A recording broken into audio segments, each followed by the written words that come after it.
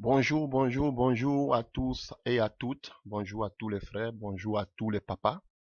Alléluia. Parce que Paul disait à Timothée d'exhorter les gens âgés comme des pères et des femmes âgées comme des mères.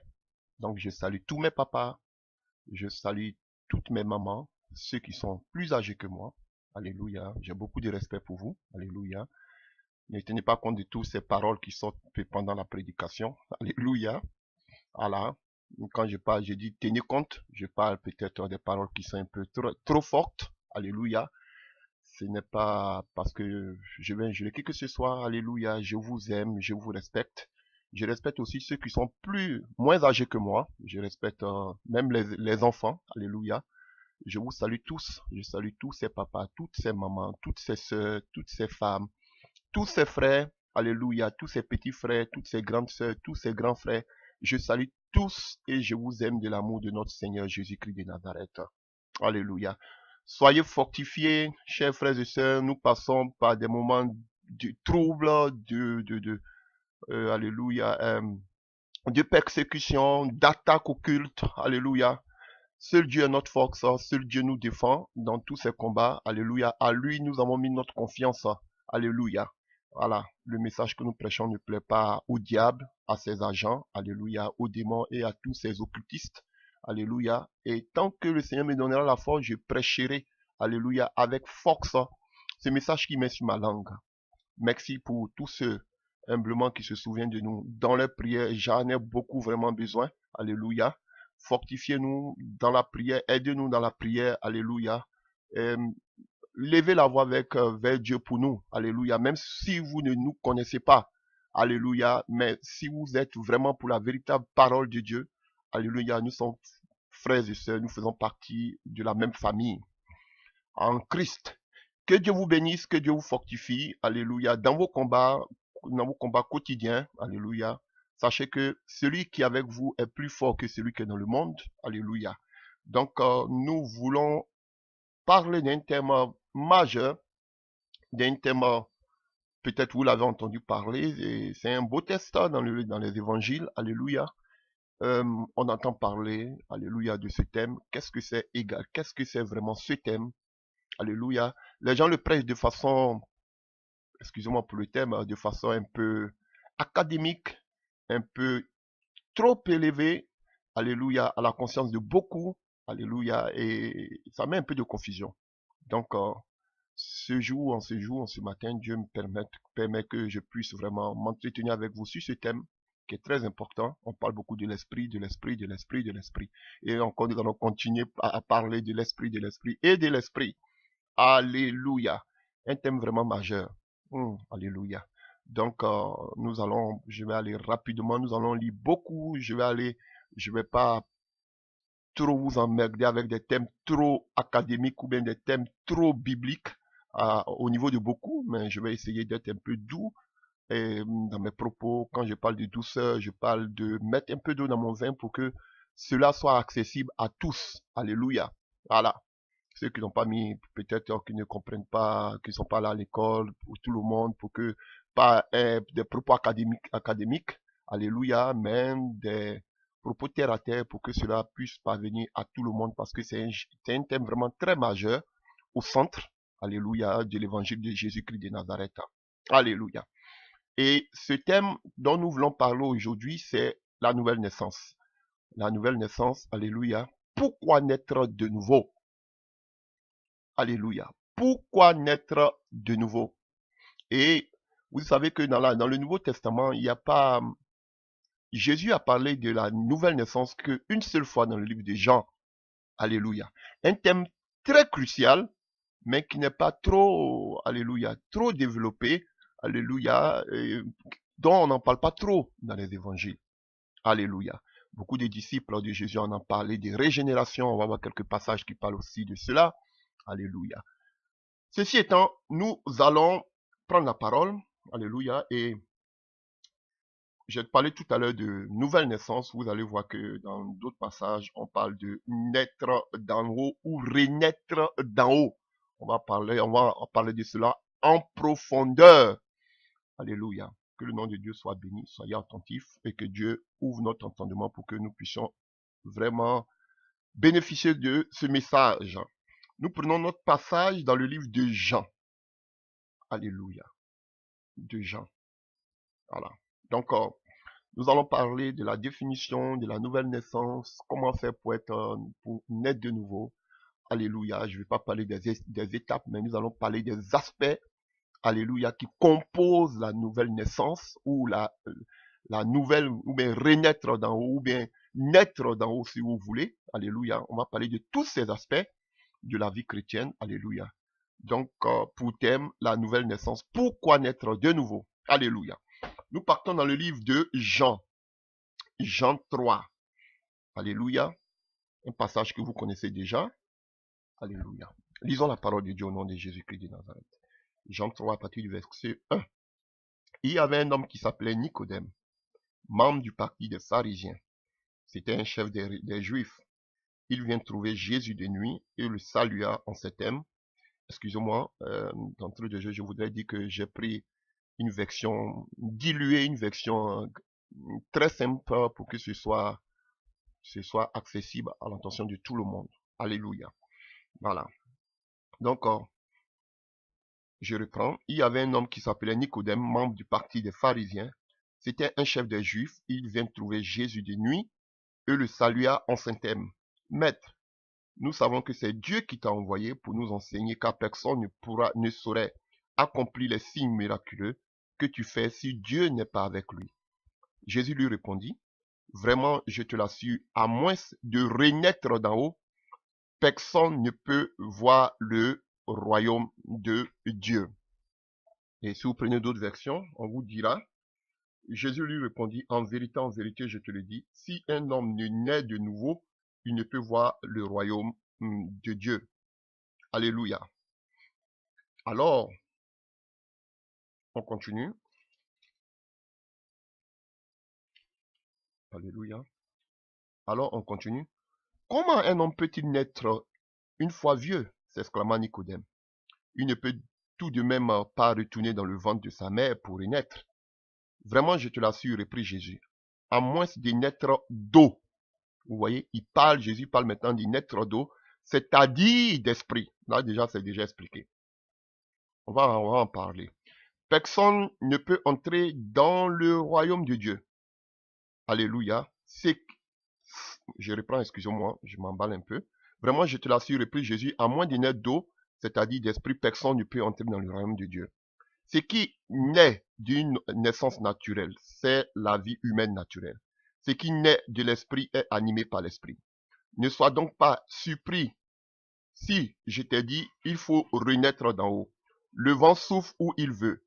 Tu en entends le bruit, mais tu ne sais ni d'où il vient, ni où il va. Il en est ainsi pour quiconque est né de l'esprit. Nicodème reprit. Comment cela peut-il se réaliser? Et Jésus lui dit, toi qui enseignes le peuple d'Israël, qui ignore cela, lui répondit Jésus. Vraiment, je te l'assure, nous parlons de ce que nous connaissons réellement et nous témoignons de ce que nous avons vu. Et pourtant, vous ne prenez pas notre témoignage au sérieux. Si vous ne croyez pas quand je parle des réalités terrestres, comment pouvez-vous croire quand je vous parlerai des réalités célestes? Car personne n'est monté au ciel, sauf celui qui est descendu, le Fils de l'homme. Alléluia. Je préférais que nous nous arrêtions en ce lieu. Alléluia. Avant d'entrer dans le vif du sujet, avant de donner de donner les définitions de la nouvelle naissance, ainsi de suite, nous allons parler un peu plus ou moins, alléluia, de la situation qui se passe ici. Alléluia.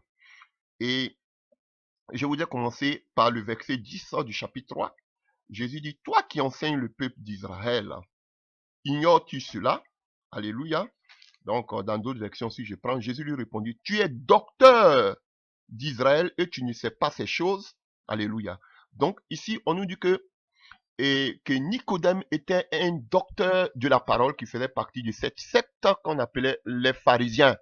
On en a parlé, alléluia, plusieurs fois.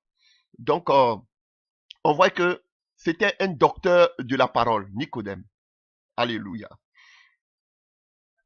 Alléluia.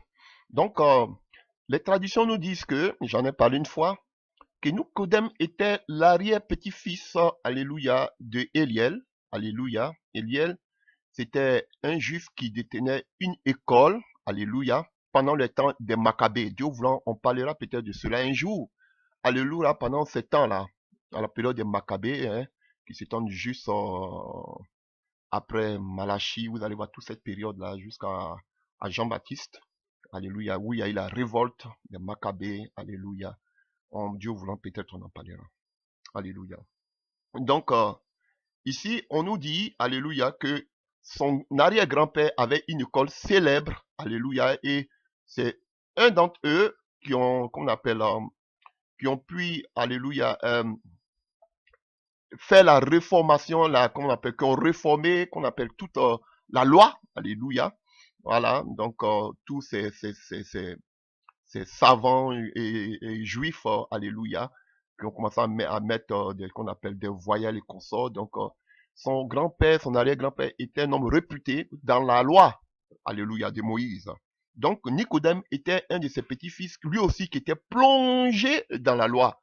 Et d'après aussi, qu'on appelle la tradition, on l'appelait Rabban, parce que c'était un docteur. Jésus, on l'appelait maître, parce que c'était un rabbi. Mais lui, on l'appelait Rabban parce qu'il était docteur. Alléluia. C'était pas n'importe qui du temps des pharisiens. Alléluia. Voilà. Et vous voyez que ce Nicodème, alléluia, la Bible dit qu'il arriva de nuit. Alléluia. Il arriva de nuit. Bon, la nuit, c'est que vous pouvez savoir par nuit, hein. Alléluia. Les nuits, ça rappelle l'obscurité du monde, les ténèbres. Alléluia. Alléluia. Il avait besoin de véritable lumière. Voilà, il vient, la loi qu'il maîtrisait, alléluia, ne pouvait pas lui donner vraiment la lumière. Il fallait qu'il vienne vers la lumière qui était Jésus-Christ de Nazareth. Et d'autre part, pourquoi il vient, qu'on appelle, il vient en se cachant, alléluia, parce qu'il y avait un autre aspect. Vous allez voir, vous allez prendre le livre de Jean 7, à partir du verset 50, alléluia. Vous allez le voir comment il défendait, alléluia, et Jésus-Christ et ses disciples, dont on appelait, on les disait que c'était une secte, comme il les défendait devant le souverain sacrificateur. On lui a demandé même, fais-tu partie de des Juifs, de ces gens-là? Il a dit non, alléluia. Et vous allez voir aussi que qu'on appelle, il a défendu, lorsqu'il a défendu les apôtres aussi, vous allez voir dans le livre des Actes des apôtres, là où il a dit, si une œuvre vient de Dieu, elle va prospérer, mais si elle ne vient pas de Dieu, alléluia. Donc, et c'est le même personnage, vous allez le voir dans le livre toujours de Jean 12, à partir du verset 42, alléluia, Jean 12 à partir du verset 42. Nicodème ne pouvait pas venir comme ça de jour, alléluia, disons ce passage, Jean 12 à partir du verset 42. Ésaïe a dit cela parce qu'il avait vu la gloire de Jésus et qu'il parlait de lui. Et pourtant, même parmi les dirigeants, beaucoup crurent en lui.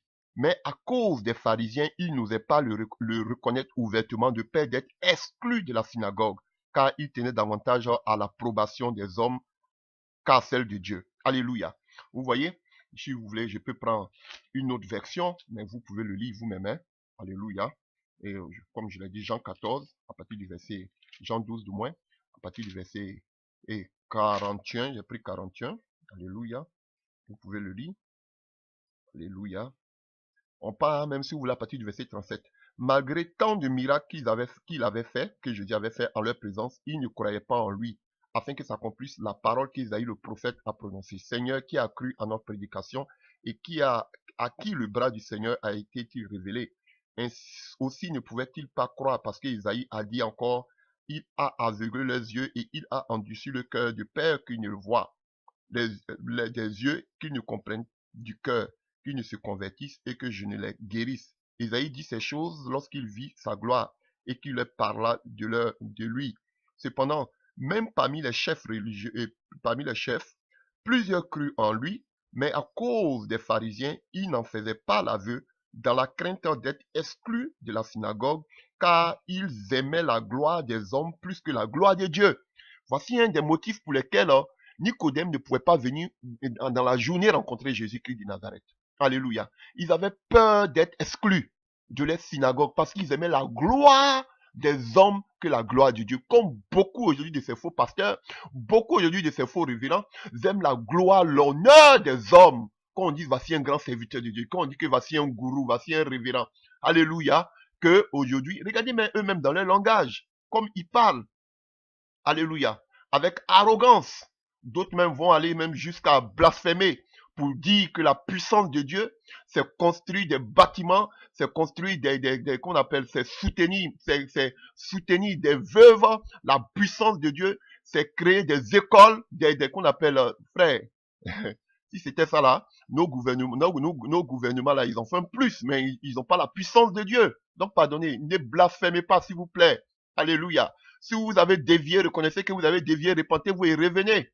Au lieu de rencontrer des âneries, alléluia, au lieu d'avoir des propos blasphématoires, la puissance de Dieu, c'est pas construire des bâtiments. Si vous avez payé des bâtiments, ça n'engage que vous. Mais ne dites pas, ne blasphémez pas pour dire que tout le monde parle que vous avez le Saint-Esprit. Mais comme on appelle, j'ai commencé un frère, j'ai déjà commencé comme ça. Alléluia. Vous me connaissez déjà. Que la puissance de Dieu, c'est construire des orphelinats, c'est soutenir la puissance de Dieu, c'est qu'on appelle construire des hôpitaux, des écoles. Frère, Jésus-Christ qui avait la puissance de Dieu a construit des écoles. Les disciples qui avaient la puissance de Dieu, ils ont construit des orphelinats. Alléluia. Vous vous glorifiez de dire que chaque fin du mois, nous avons 10 000 euros pour les enfants orphelins. Mais ça, qu'est-ce que nous on a à voir avec cela? Ça n'engage que vous. Alléluia. On sait qu'il faut le faire. Les bonnes œuvres sont très bonnes. Mais ne prenez pas ça maintenant pour faire votre qu'on appelle, ne prenez pas ça maintenant pour pouvoir incriminer les autres. Alléluia. Voilà. Donc, si vous vous êtes mis, si cette lancée d'acquérir les bâtiments, reconnaissez que vous avez dévié parce que chaque fois que vous dites, Dieu me met à cœur, Dieu m'a dit. Et maintenant, qu'est-ce que vous dites encore? Voilà, toute la rue que nous sommes, on doit l'acquérir. Et ça encore, c'est Dieu qui vous a dit. Que Dieu ait pitié de nous. Alléluia. Donc, c'était une parenthèse. Donc, des gourous, alléluia, des véritables gourous, alléluia, qui aiment la gloire des hommes, comme eux-mêmes, ils vous disent toujours, oh, il y avait du monde, on a fait tellement de baptêmes, il y avait la gloire. Frère, ils aiment la grandeur. Alléluia. Entre parenthèses. Et nous continuons. Donc, ils ne pouvaient pas se mettre, ils ne pouvaient pas s'afficher parce que, alléluia, ils avaient peur d'être excommuniés. Comme beaucoup aujourd'hui le font, ne peuvent pas se positionner, affirmer, alléluia. Beaucoup sont comme Nicodème, des religieux, c'est un docteur, alléluia. Beaucoup de théologiens, alléluia. Même quand ils voient la vérité, à cause, ils ont peur parce qu'ils sont dans des confédérations, ils sont dans des alliances avec des pasteurs. Vous voyez, il y a beaucoup de véritables pasteurs qui savent que c'est la vérité, mais qui ne veulent pas s'afficher pour la vérité. Excusez-moi, je vais vous choquer. Mais la plupart de ceux qui m'écoutent, ce sont des pasteurs. Oui, la plupart de ceux qui m'écoutent, ce sont des pasteurs. Mais regardez, beaucoup d'entre eux ne veulent pas s'afficher pour ce message. Pourquoi? Parce qu'ils ont peur d'être vus d'un mauvais œil par les autres. Beaucoup sachent qu'il y a la vérité, mais ils ne veulent pas. Pourquoi? Parce que ils savent, ils sont dans des confréries, ils sont dans des amitiés, dans des camaraderies, alléluia, avec d'autres faux pasteurs. Ils savent que c'est la vérité, ils savent qu'il y a des faux prophètes. Ils savent qu'aujourd'hui, dans l'œuvre de Dieu, alléluia, on a escamoté Christ aujourd'hui de l'église. Ils le savent, mais personne ne pose le pas. Pourquoi? Parce que c'est une confrérie, ils ont peur d'être excommuniés, alléluia, ils ont peur de se retrouver seuls, ils ont peur d'être régnés. Pourquoi? Parce que, alléluia, ils aiment la gloire des hommes plus que la gloire de Dieu. C'était le cas ici de Nicodème. Alléluia. Parce qu'ils savent qu'aujourd'hui, si vous fréquentez peut-être ce message, si vous parlez de ce message, on risque de vous dire que vous êtes des rebelles. Sortez de l'église, n'amène pas ce message-là ici, n'amène pas le message contre la dîme, contre les faux prophètes. On ne veut pas écouter ce message-là. Tu es un rebelle. On va vous excommunier aujourd'hui de vos assemblées. Voilà pourquoi aujourd'hui, beaucoup voient la vérité, mais ils préfèrent garder cette vérité cachée. Et ils se comportent comme Nicodème. Ils viennent la nuit, ils écoutent la prédication en cachette, mais ils disent pas les pasteurs. Regardez aujourd'hui, beaucoup d'entre vous aujourd'hui, vous écoutez ces prédications, mais lorsque vous arrivez dans vos bâtiments, vous formez votre gueule. De peur que le pasteur ne vous qu'on appelle excommunie de l'assemblée. C'est la vérité. Des Nicodèmes. Parce que quoi, vous n'êtes pas né d'en haut. Quand on est né d'en haut, on prend position. Alléluia. Et vous allez voir que ce Nicodème, plus tard, il va afficher qu'on appelle officiellement qu'il était un pro-Jésus. Excusez-moi pour le thème. Oui. Il ne pouvait pas cacher sa position plus longtemps. Alléluia. Et si vous voulez, on peut le voir, hein. Voyons-le. Dans le livre de Jean 19, verset 39. Jean 19, à partir du verset 39. Je peux faire toute une prédication dessus, mais c'est pas mon thème. Jean 19, verset 39. Alléluia.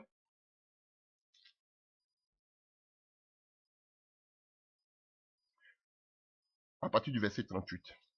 Après cela, Joseph d'Arimathée, qui était disciple de Jésus, mais en secret, par crainte des Juifs, demanda à Pilate. Vous voyez, voici un autre encore, Joseph d'Arimathée, qui croyait en Jésus, mais il avait peur de la réaction, alléluia. Il avait peur de l'afficher. Il était disciple de Jésus, mais en secret.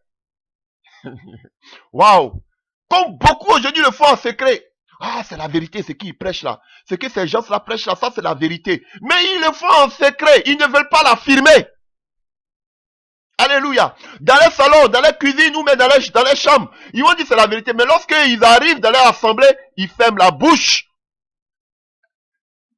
Ni vu ni inconnu, ni connu. Incognito. Alléluia. Par la crainte de quoi? Des juifs, de ces religieux, de ces pasteurs religieux trinitaires, qu'on appelle qu'on appelle ces gourous. Ils ont peur, ils ont la crainte. Personne ne va afficher. On nous dit ici que Joseph d'Arimathée, il était disciple de Jésus, mais il était en secret. Alléluia. Il était un disciple de Jésus en secret, pas officiellement. Combien aujourd'hui prêchent dans leur maison? Combien aujourd'hui prêchent, qu'on appelle, ils acceptent ce message-là quand ils sont seuls avec leurs enfants et leurs maris, mais officiellement devant leurs collègues, ils ne peuvent pas afficher ce message. Né d'en haut. Alléluia. Il vient en secret demander à Pilate la permission de prendre le corps de Jésus, et Pilate lui permit. Il vint donc et prit le corps de Jésus-Christ. Nicodème, qui auparavant était allé de nuit vers Jésus, vint aussi apportant un mélange d'environ 100 livres de myrrhe et d'aloès. Il prit donc le corps de Jésus et l'enveloppait de bandes avec une aromate comme c'est la coutume d'ensevelir chez les Juifs. Or, il y avait un jardin dans le lieu où Jésus avait été crucifié, et dans le jardin, un sépulcre neuf, où personne encore n'avait été mis. Ce fut là qu'il déposait Jésus-Christ à cause de la préparation des Juifs, parce que le sépulcre était propre. Alléluia. Pourquoi Joseph d'Arimathée était obligé de dire qu'il était disciple de Jésus? Parce que s'il ne disait pas qu'il était disciple de Jésus, on ne pouvait pas lui donner le corps de Jésus. Donc, il fallait qu'il passe par là, il dit qu'il était, qu'on appelle, disciple de Jésus, pour qu'il puisse, alléluia, avoir le corps de Jésus-Christ de Nazareth. Et on parle de Nicodème, qui est venu aussi, lui aussi, et regardez ce qu'il a amené, alléluia. Environ 100 livres de myrrhe et d'aloès. Alléluia, alléluia. Il n'a pas amené un peu, vous voyez. Donc, quand on voit la quantité d'aromates que Nicodème a envoyé, on peut dire qu'il était un homme riche, alléluia. Et on peut dire qu'aussi, il avait de la considération pour Jésus-Christ de Nazareth. Alléluia. Et quand vous voyez, bon, qu'est-ce que je peux dire de la myrrhe et de l'aloès? Alléluia. Bon, c'était des parfums qu'on tirait des plantes. Et donc, on répandait les bandes qu'on répandait, et on répandait cela sur les bandes de laine qui entouraient le corps afin de la baumer. Alléluia. C'était une pratique qui était vraiment, qui se faisait chez les Juifs. Alléluia. Voilà. Donc, tout cela était utilisé pour les funérailles royales. On faisait cela pour des funérailles royales. Alléluia. Qu'on appelle chez les Juifs. La manière qu'ils ils ont embaumé le corps de Jésus-Christ, c'était utilisé seulement que avec la myrrhe, l'aloès, tout cela. C'était réservé que pour les rois. J'espère que vous comprenez. C'était réservé que pour les rois. Vous voyez, et Nicodème était un docteur. Il connaissait la loi. Alléluia. Pourquoi il va venir amener plus de 100, qu'on appelle plus de 100 livres de myrrhe d'aloès. Alléluia. Vous voyez, si Jésus-Christ n'était pas le roi des rois, voilà, il fallait qu'il soit enterré dans la dignité parce qu'il est notre Seigneur, Dieu fait chair. Alléluia. Et il était mis dans un sépulcre où personne n'avait été mis. Parce qu'il est notre Dieu, venu en chair. Alléluia. Donc, chers frères et sœurs, c'est tout ce que je peux dire en ce qui concerne Nicodème. Alléluia. Donc, il est venu de nuit. Alléluia, parce qu'il n'avait pas la lumière en lui. Et d'autre part, il est venu de nuit parce qu'il avait peur d'être excommunié.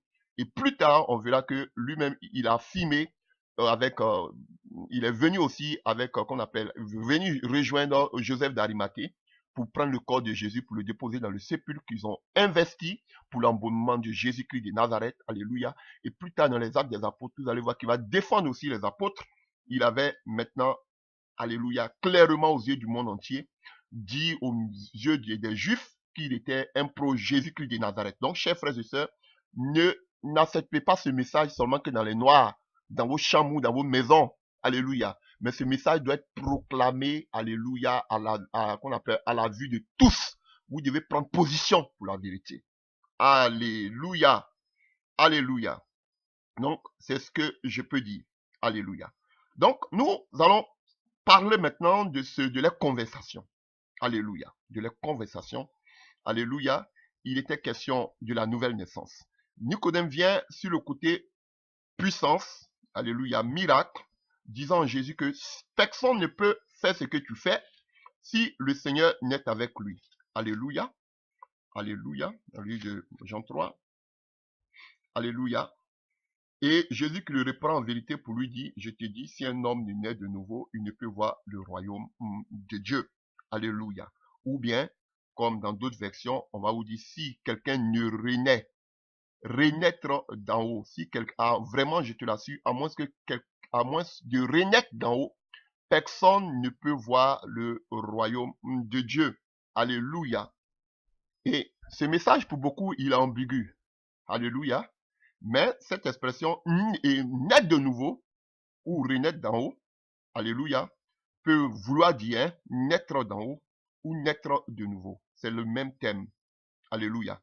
Né d'en haut, renaître d'en haut. Pourquoi? Parce qu'il y a d'abord une mort, il y a d'abord une naissance physique. Alléluia. Une naissance physique. Donc il faut une nouvelle naissance. Et c'est ce que Nicodème est tenté de dire ici.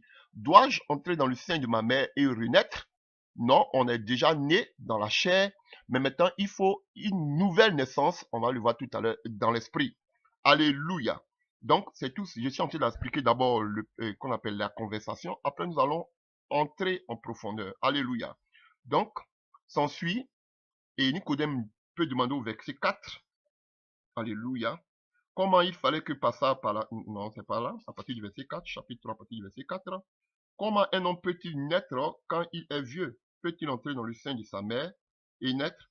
Jésus lui répondit, en vérité, je te dis, si un homme ne naît d'eau et d'esprit, il ne peut entrer dans le royaume de Dieu. Alléluia. Alléluia. Donc, je vais l'expliquer. Alléluia. Naître d'eau. Mais on continue, vous allez bien comprendre. Dans d'autres versions, en même temps, on vous dit automatiquement que naître d'eau, c'est-à-dire d'esprit. Personne ne peut entrer dans le royaume de Dieu. Alléluia. Donc, ce qui naît d'une naissance naturelle, c'est la vie humaine naturelle. Ce qui naît de l'esprit est animé par l'esprit. Alléluia.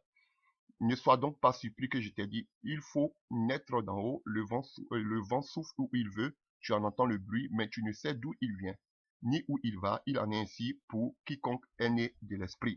Alléluia. Donc, frère, je vais vous expliquer en même temps, parce que quand on parle de la nouvelle naissance, on parle aussi de la régénération, et il y a plusieurs passages qui parlent de cela. Alléluia. Donc, né d'eau, alléluia, c'est aussi naître de la parole. Car on sait que c'est la parole qui régénère. Alléluia. Je suis en train d'expliquer d'abord le passage. Après, je vais vous donner les aspects de la nouvelle naissance. Du début jusqu'à la fin. Quand on est né de nouveau, qu'est-ce qui se passe quand on est né de nouveau? Et comment arriver à la nouvelle naissance? Alléluia. C'est ce que beaucoup n'expliquent pas. Alléluia. Il vient du terre à terre, il prend ce passage. Mais on va parler, j'explique d'abord ce passage. Et avec les passages à l'appui. Et après, on va vous donner, c'est pas des étapes, je ne veux pas, c'est pas quelque chose de étudié ou bien de théologique, alléluia, mais on va vous montrer les différents aspects, alléluia, de la nouvelle naissance. Voilà. Donc, ce que vous devez savoir, quand on dit né d'eau, Jésus, même vous allez voir déjà que Jésus parle de, qu'on appelle, il parle déjà de l'esprit, alléluia, déjà vous le voyez, voilà. Et c'est que le Seigneur est en train de dire à Nicodème, lorsqu'il parle d'une nouvelle naissance, il y a la naissance physique, comme je l'ai dit. Alléluia. Et il y a une autre sorte de naissance, qui est la naissance d'en haut, qui est opérée au-dedans de nous, par quoi? Par la parole de Dieu et par l'Esprit de Dieu. Je suis déjà entré dans le vif du sujet. Alléluia. Voilà. Je suis déjà entré dans le vif du sujet. Et on sait que c'est l'Esprit de Dieu, alléluia, qui crée en nous cela. Ce n'est pas de notre propre force. Alléluia. Voilà. Donc l'eau aussi peut symboliser la purification par la parole. Alléluia. Par l'Esprit. Alléluia. Alléluia. Parce que vous allez voir aussi que dans le judaïsme, l'eau était symbole aussi de la procréation. Alléluia. Donc, c'est une nouvelle naissance. Une nouvelle naissance dans l'esprit parce qu'il y a deux sortes de naissance. Il y a la naissance physique. Alléluia. Voilà, qui est naturelle. Et il y a la naissance spirituelle. Et la naissance spirituelle, c'est fait par l'Esprit de Dieu. Donc, la nouvelle naissance s'effectue au-dedans de l'homme. Alléluia. Si je peux donner la définition maintenant de la nouvelle naissance, je peux dire ceci. La nouvelle naissance, alléluia, c'est une naissance spirituelle opérée par le Saint-Esprit et la parole de Dieu. Donc, la nouvelle naissance, alléluia, c'est une naissance spirituelle, pas physique, opérée par le Saint-Esprit et la parole de Dieu. Nous allons entrer dans les détails. Alléluia. Je peux donner une autre définition de la nouvelle naissance, ou renaître d'en haut, ou naître d'en haut, si vous voulez. Voilà. Donc, j'ai dit tout à l'heure que c'est opéré par la parole, c'est une naissance spirituelle opérée par le Saint-Esprit et la parole, alléluia, de Dieu. Encore une autre définition que je peux donner de la nouvelle naissance ou naître d'en haut, c'est une nouvelle naissance, alléluia. La nouvelle naissance est une transformation, est un changement, alléluia, intérieur, radical, intérieur, dans notre cœur, dans la vie du croyant, par le Saint-Esprit et la parole de Dieu, par la parole de Dieu, le Saint-Esprit. Je reprends. Je peux dire qu'aussi la nouvelle naissance, alléluia, c'est un changement, une transformation radicale opérée dans le cœur du chrétien, de la personne qui est née, qui est vraiment convertie, qui est vraiment, qu'on appelle, qui a donné sa vie à Jésus-Christ. Alléluia. Donc, c'est un changement que Dieu opère dans notre cœur. Alléluia. Par la parole, par l'Esprit de Dieu. Alléluia. Et c'est ce qui s'ensuit ici, vous voyez. Comme Jésus lui dit, alléluia, au verset 6, alléluia. Au verset 6, si vous voyez, ce qui est né d'une naissance naturelle, c'est la vie humaine naturelle. Ce qui est né de l'esprit, c'est animé par l'esprit. Alléluia. Donc, vous voyez, ce qui est né de la chair est chair et ce qui est né de l'esprit est esprit. Alléluia. Voilà. Vous voyez, quand vous prenez le verset 8, il parle du ventre qui souffle, où il veut, le pneuma, le roua. Alléluia. Où tu n'entends pas le bruit, mais tu sais d'où il vient. Ni où tu ne sais d'où il vient, d'où il va. Il en est ainsi pour quiconque est né de l'esprit. Vous voyez? Donc, Jésus veut parler, il fait une comparaison par rapport au vent, l'œuvre de l'esprit. Vous voyez, donc, on a toujours dit que l'esprit, c'était le vent. Donc, il fait ici, il parle de ce qui est invisible. Parce que la naissance physique, on la voit. Mais la naissance spirituelle, on ne la voit pas. Mais c'est quelque chose qui est comme le vent, on ne voit pas le vent. Voilà. Et il fait allusion à l'esprit. Donc, le vent, allusion à l'esprit. Donc, c'est l'esprit qui opère en nous cette nouvelle naissance dans le cœur. Alléluia. Un changement dans le cœur. Alléluia. Et c'est l'esprit et la parole de Dieu qui opère cela. Et en parlant de cela, Jésus se réfère au passage de Ézéchiel 36. Alléluia. Que je prends rapidement. Ézéchiel 36. Alléluia. Si vous voulez, on peut le lire. Quand il parle de la nouvelle naissance de l'eau et consort, il fait référence au passage de Ézéchiel 36 à partir du verset 25 à 27. Alléluia.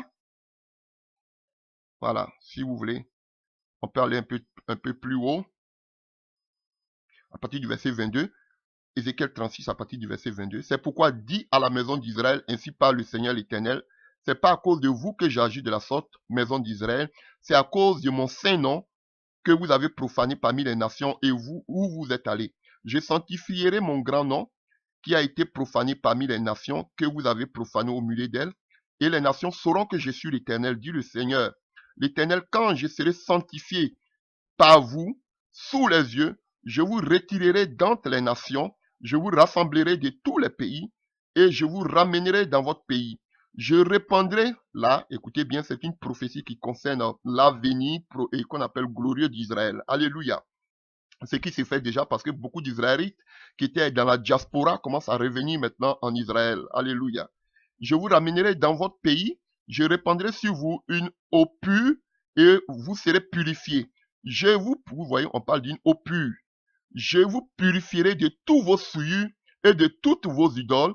Je vous donnerai un cœur nouveau et je mettrai en vous un esprit nouveau. Donc, vous voyez, l'eau pure va de pair avec un cœur nouveau.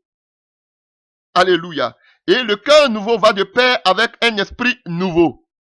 Donc, la nouvelle naissance, alléluia, se fait par cette eau pure qui est l'esprit de Dieu, la parole qui est l'esprit de Dieu qui crée cela, ou d'un cœur. Et le cœur devient nouveau, régénéré. On va voir ces passages.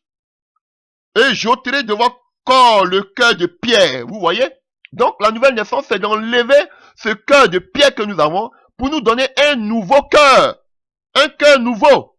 Mais cela qui se fait seulement que par l'eau pure qui est le Saint-Esprit. Alléluia. Je mettrai mon esprit en vous et je ferai que vous suivrez mes ordonnances. Alléluia. Voici encore quelque chose de puissant. Donc, la nouvelle naissance se fait par l'Esprit de Dieu qui vous pousse à obéir à la parole de Dieu. Voici la nouvelle naissance. Alléluia. J'espère que vous comprenez. Il faut que la nouvelle naissance s'opère de façon radicale dans le cœur de la personne qui accepte le Seigneur. Et cela se fait par l'eau pure qui est l'Esprit de Dieu, afin de vous donner un cœur nouveau, parce que nous avons un cœur naturel, un cœur de chair. Il faut que ce cœur soit régénéré. Donc, le Seigneur s'appuyait sur Ézéchiel 36 lorsqu'il parlait de la nouvelle naissance.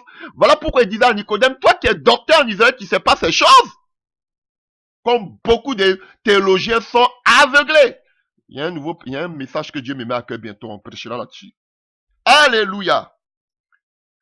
Alléluia. Alléluia. Et vous allez voir plus tard que, juste après encore, on arrive à maintenant dans Ézéchiel 37, où on parle des ossements desséchés, là où encore on parle de l'Esprit de Dieu. Mais pourquoi vous voulez qu'on néglige l'Esprit de Dieu? Même dans la nouvelle naissance, on a besoin de l'Esprit de Dieu. Qui façonne, qui transforme radicalement l'état de notre cœur. Alléluia.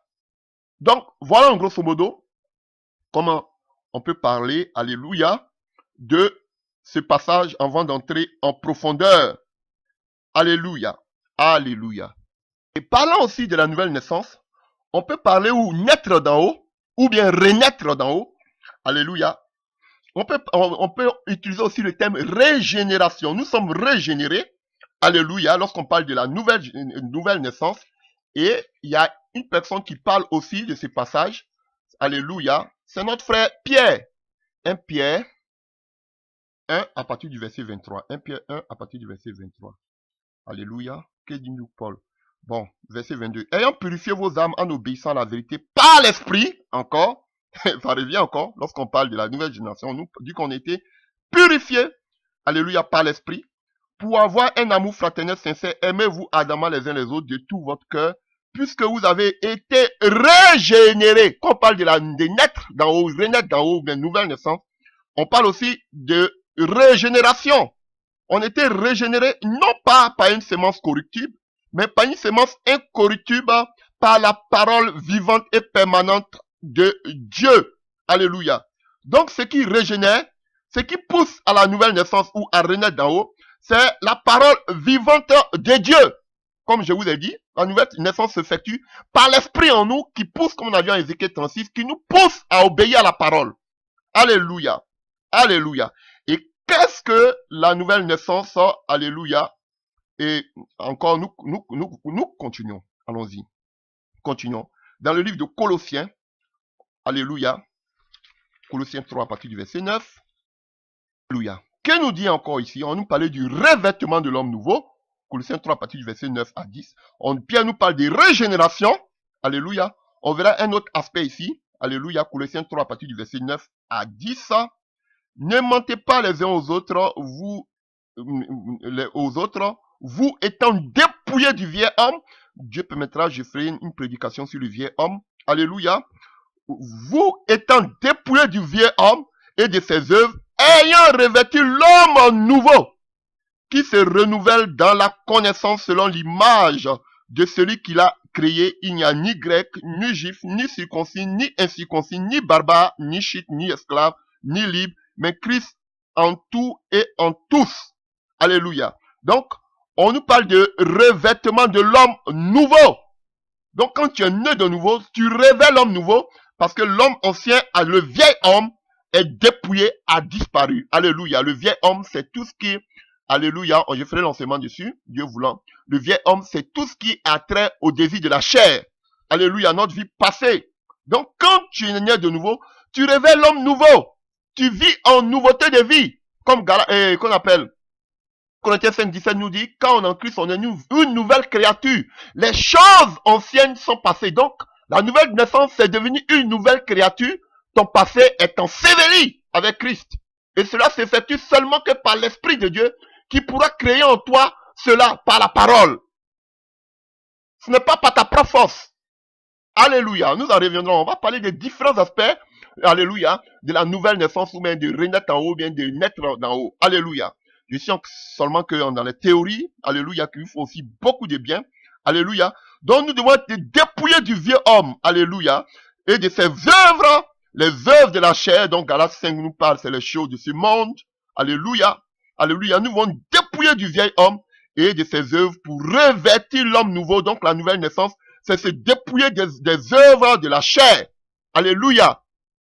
J'ai pris juste un passage, Galates 5 à partir du verset 16.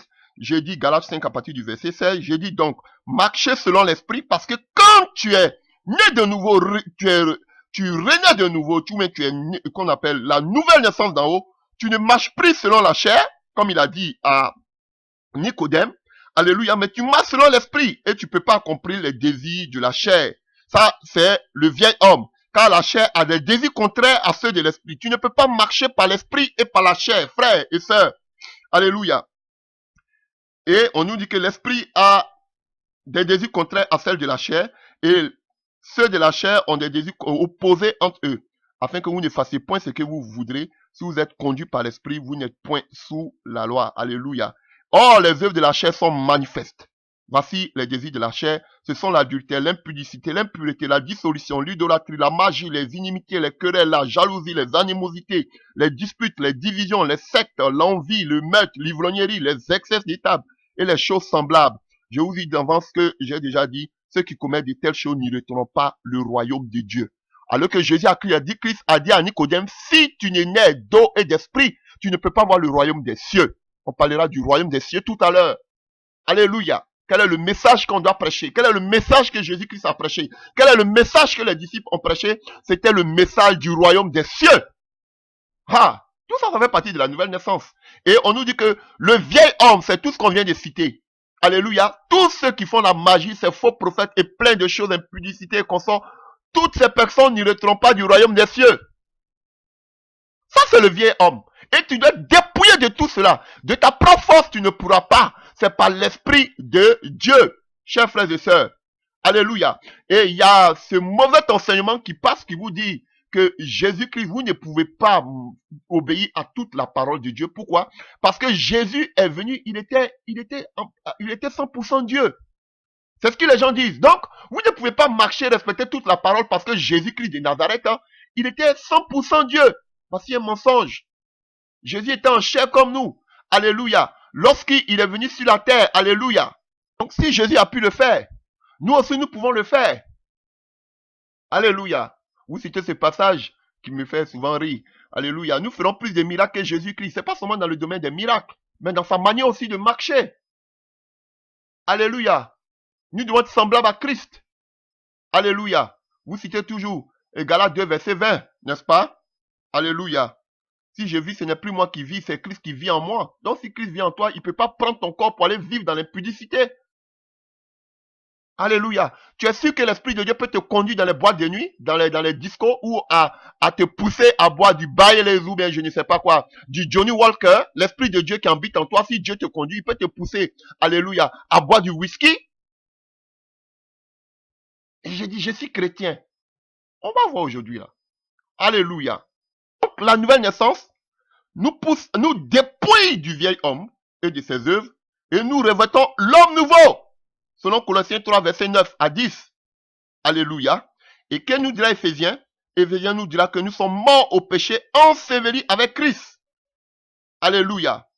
Et nous marchons maintenant en nouveauté de vie. Prenons ces passages rapidement. Alléluia. Éphésiens que je cherche comme vous. Hein. Alléluia. Rapidement. Éphésiens 4, à partir du verset 17. Alléluia.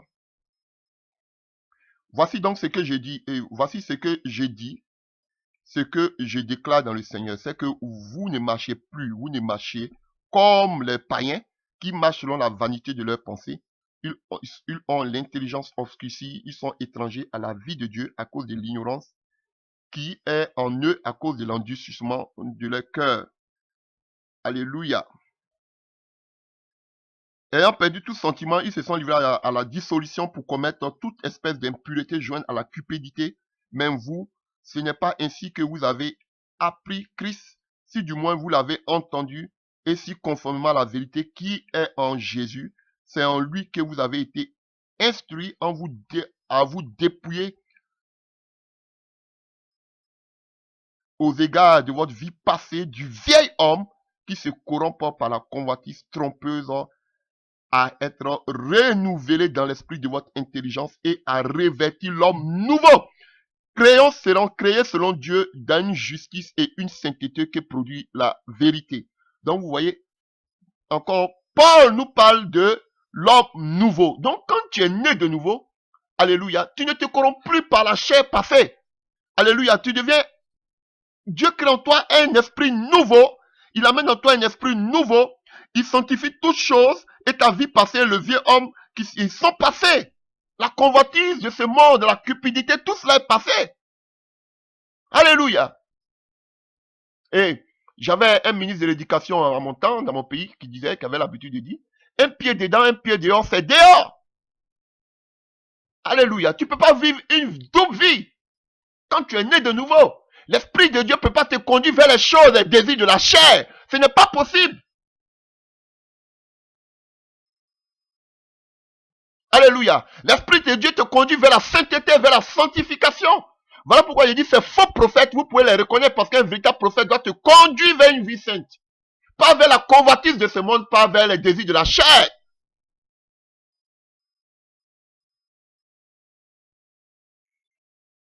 Alléluia. Alléluia. Et tout cela se fait grâce à l'œuvre du Saint-Esprit. Alléluia. Alléluia. Et c'est une œuvre qui se fait dans notre cœur. Lisons Romains. Vous pouvez lire tout Romains 6 à partir du verset 1 à 14. Je peux prendre seulement à partir du verset 4 et puis continuer un peu. Nous avons donc été ensevelis avec lui par le baptême en sa mort, afin que comme Christ est ressuscité des morts par la gloire du Père, de même nous aussi, nous marchions en nouveauté de vie. Frère, tu ne peux pas dire que tu es né de nouveau et que tu marches encore comme les convoitises du passé. Alléluia. En effet, si nous sommes devenus une même plante avec lui, par la conformité à sa mort, vous pouvez lire, je continue, je parle à partir du verset 10. Car il est mort et c'est pour le péché qu'il est mort, une fois pour toutes, et il est revenu à la vie. C'est pourquoi Dieu qu'il vit. Ainsi, vous-même regardez-vous comme mort au péché. Quand tu es né de nouveau, tu es mort au péché. Le péché n'a plus de pouvoir sur toi. Et comme vivant pour Dieu en Jésus-Christ notre Seigneur, que le péché ne règne donc point dans votre corps mortel, n'obéissez pas à vos convoitises. Ne livrez pas vos membres au péché, car le péché n'aura point de pouvoir sur vous. Alléluia. Et on peut toujours lire Romains 8. Romains 8. Alléluia. Nous sommes juste à côté. Alléluia. Romains 8 à partir du verset 9.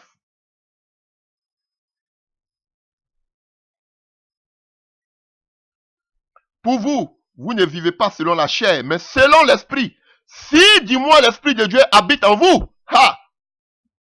Ça me plaît. Quand tu as l'esprit de Dieu, tu ne dois pas vivre selon la chair. Donc il te dit, ah, si tu dis que vraiment l'esprit de Dieu habite en toi là, tu ne dois plus vivre selon la chair. Donc, ça vous mène de répondre à la question de savoir si vraiment l'esprit de Dieu habite en vous. Et il te dit, ah, si tu dis que l'esprit de Dieu habite en toi, c'est que tu ne peux plus marcher selon la chair. Ce n'est pas moi qui l'ai dit, c'est Paul. Alléluia. Pour vous, vous ne vivez plus selon la chair, mais selon l'esprit. Si du moins l'esprit de Dieu habite en vous, si quelqu'un n'a pas l'esprit de Christ, il ne lui appartient pas. Ah, vous dites que je suis extrémiste. Voici ce que Paul dit. Tu n'as pas l'esprit de Dieu, c'est que tu n'es pas né de nouveau. Alléluia. Et tu n'es pas né de nouveau, tu ne peux pas être sauvé. Parce que tout le but, Jésus est venu, il lui a dit, Tu parles trop. Tu as fait la théologie, mais je te dis, si tu n'es pas d'eau et d'esprit, tu ne peux pas hériter du royaume de Dieu. Tout ce qu'on a fait de faire là, c'est pour le royaume de Dieu. Si tu n'es pas né de nouveau, pourquoi la nouvelle naissance? Pourquoi naître de nouveau? Parce que si tu n'es pas né de nouveau, tu ne peux pas être sauvé. On n'a pas dit que si tu ne fais pas partie d'une église, si tu fais partie d'une église, tu peux être sauvé. Ou bien si tu paies ta dîme, tu peux être sauvé. Ou bien si tu jeûnes, tu peux être sauvé. Ou bien, alléluia, je ne sais pas quoi. Alléluia. Mais on nous dit, si tu n'es pas d'esprit, écoute, si tu n'es pas de nouveau, ou bien tu n'as pas la nouvelle naissance, ou d'en haut, tu ne peux pas hériter le royaume des cieux. Ça fait peur. On n'a pas dit si tu ne vas pas à l'église. Ou bien si le pasteur ne prie pas pour toi, ou bien si tu ne gênes pas. Ou bien si tu es un démon. La parole de Dieu dit à Nicodème, si tu n'es pas, Jésus dit à Nicodème, si tu n'es pas né de nouveau, s'il n'y a pas une transformation préalable dans ton cœur par l'Esprit de Dieu et par sa parole, tu ne peux pas être sauvé. Ça fait peur. Et pour être sauvé, il faut recevoir l'Esprit de Dieu qui opère cette transformation dans ton cœur. Pas, on ne dit pas à l'extérieur, mais dans le cœur. Parce qu'à l'extérieur, ça devient la religiosité. Beaucoup aujourd'hui sont dans ces temples qui soignent l'extérieur, mais l'intérieur est pourri. Regardez tous ces gens-là, vous allez les voir. Ils font mine d'être bons serviteurs, bons prêtres, alléluia. Ça, c'est l'extérieur. Mais le cœur est loin de Dieu. Voici la religion. Ça, c'est la religion. Alléluia. Comme cet homme dans le temple, je paye ma dîme, je fais les jeûnes, je fais ceci, je fais cela, je ne parle pas mal. Ça, c'est la religion. Je ne cherche pas le mari de quelqu'un, je ne cherche pas la femme de quelqu'un. Si je ne prends pas l'alcool, c'est la religion. La nouvelle naissance s'opère dans le cœur. Alléluia. Et on voit tout ce que la nouvelle naissance produit. Ah, vous allez voir, ça c'est, on est dans l'introduction. On va voir tout ce que la nouvelle naissance produit quand tu en dis que tu es né de nouveau. Alléluia. Alléluia. Il est vrai, est mort, que le corps est mort à cause du péché, mais l'esprit est vie à cause de la justice. Et si l'esprit de celui qui a ressuscité Jésus d'entre les morts habite en vous, celui qui a ressuscité Christ d'entre les morts rendra aussi la vie à votre corps mortel par son esprit. Vous voyez, par son esprit qui habite en vous. Et quand vous allez continuer, on va dire car tous ceux qui sont conduits par l'esprit de Dieu sont fils de Dieu. Et vous n'avez point reçu un esprit de servitude pour être encore dans la crainte, mais vous avez reçu l'esprit d'adoption. Alléluia. L'esprit de Dieu rend témoignage à notre esprit que nous sommes enfants de Dieu. Waouh. Ce n'est pas quelqu'un qui va dire que tu es chrétien. Ce n'est pas ton pasteur qui va dire que tu es chrétien. C'est toi-même l'esprit de Dieu qui doit te convaincre que tu es vraiment enfant de Dieu. Tu es ma fille, tu es mon fils. C'est pas les gens qui vont venir vous consoler. Vous êtes nés de nouveau, vous êtes des chrétiens. Voilà, vous avez la parole, c'est fini. C'est l'esprit de Dieu. Si du moins l'esprit de Dieu habite en toi, c'est l'esprit de Dieu qui doit te convaincre que tu es enfant de Dieu. Et tout cela se passe où? Dans le cœur. Voilà pourquoi vous allez voir que des gens ont trop de problèmes. À l'extérieur, ils vont montrer qu'ils sont des véritables chrétiens. Mais lorsqu'ils se retrouvent seuls, ils sont misérables. C'est un problème. Si toi, ta vie chrétienne dépend du monde, quand tu te sens, tu es quand tu es dans les murs que vous appelez église, tu te sens bien. Mais lorsque tu arrives à la maison, tu es malheureux, c'est que tu n'es pas né de nouveau. C'est que tu n'as pas l'esprit de Dieu en toi. Frère, je vous dis la vérité, je me sens mieux lorsque je suis seul avec l'esprit de Dieu. Au contraire, quand il y a du monde même à côté de moi, je ne suis pas content. Je veux quand je suis seul avec l'esprit de Dieu, je me sens bien à l'aise. Je n'aime pas trop le bruit autour de moi. Je veux tout simplement être en contact avec le Saint-Esprit, ça me suffit. Mais beaucoup de personnes ne veulent pas rester seules avec le Saint-Esprit. Ils veulent le monde, ils veulent la musique, ils veulent danser, ils veulent chanter, ils veulent se retrouver dans l'église. C'est ça qui les donne la joie. Ça, c'est la excusez-moi. C'est la religiosité, la religion. Tu es religieux, tu n'es pas chrétien. Alléluia. Tu dois, quand tu as l'Esprit de Dieu, tu es en toi, tu es conduit par l'Esprit de Dieu. Et l'Esprit de Dieu t'empêche de faire beaucoup de choses. Alléluia. Ne faites pas comme aux catholiques, on dit il y a des péchés majeurs, des grands péchés. Il y a le péché véniel d'Adam et Ève, il y a les grands péchés, il y a les petits péchés. Alléluia. Alléluia. Alléluia. Oh, alléluia. Que Dieu nous aide. Alléluia. Donc, chers frères et sœurs, voici tout ce que je peux dire, alléluia, de la nouvelle naissance. Alléluia. La nouvelle naissance, c'est une transformation qui est effectuée dans nos cœurs, alléluia, par l'Esprit de Dieu. Alléluia. C'est l'Esprit de Dieu qui fait cela dans notre cœur. Alléluia. Il nous dépouille de l'ancienne nature et c'est son esprit en nous, maintenant, nous dirige. De ta propre force, alléluia, tu ne peux pas le faire. Donc voici le premier aspect, qu'on peut dire de la nouvelle naissance ou renaître d'en haut ou naître d'en haut. Alléluia. Maintenant, ce qu'on va voir maintenant, c'est les aspects de la nouvelle naissance. Oui, on a parlé en grosso modo, la nouvelle naissance c'est ceci, être renouvelé, revêtir l'homme nouveau. Et maintenant, on va aller dans les détails. Alléluia. Expliquer comment se fait la nouvelle naissance. On a dit que c'est l'Esprit de Dieu qui le fait. Alléluia. Oui, mais avant d'arriver à là, on va voir d'abord le départ, alléluia, de toutes choses en ce qui concerne la nouvelle naissance. Lorsque tu es païen, voilà, que tu viens en Christ, comment cela s'effectue? C'est cela maintenant dont nous allons en parler. Alléluia.